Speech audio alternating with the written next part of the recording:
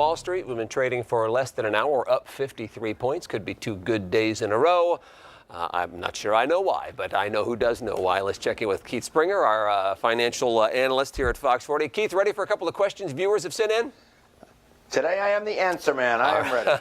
I have faith in you. Question number 1. I think China is going to be a good place to invest for a few years. Can you recommend any Chinese stocks? That's interesting. I know we asked you recently about buying stocks in foreign countries. Is China a possibility? You know, China, the best way to do it is very similar to what we talked about. I think it was last week or the week before.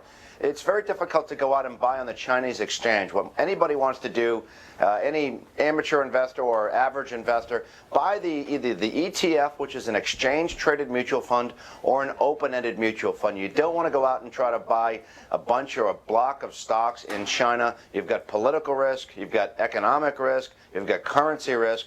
By buying a package or a group of them, you can help alleviate some of those risks. And it's very, very difficult to identify individual securities on other markets, especially China, because China's not exactly the most open economy. So very difficult. I do recommend the ETFs or the open-ended mutual funds. Much easier, better way to go out and buy Chinese investments. All right, Keith, thanks. Next up, question number 2 is this one. I always hear about investors shorting a stock. What does that mean?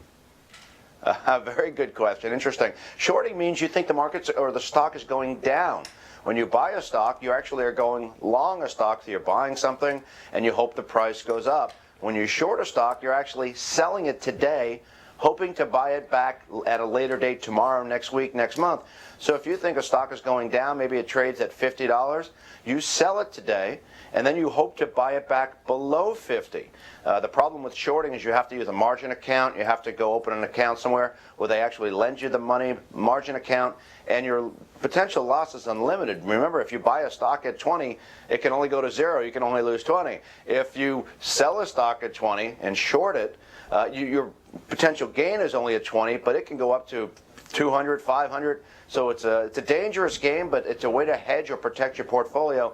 But it's usually done by speculators, not something I normally recommend to the average investor. No, I think you successfully scared me off there, Keith. Nicely done. Thank you. Don't do that. I won't.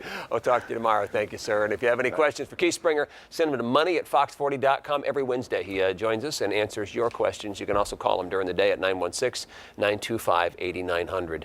Millions of Americans are on food stamps. But what about dogs?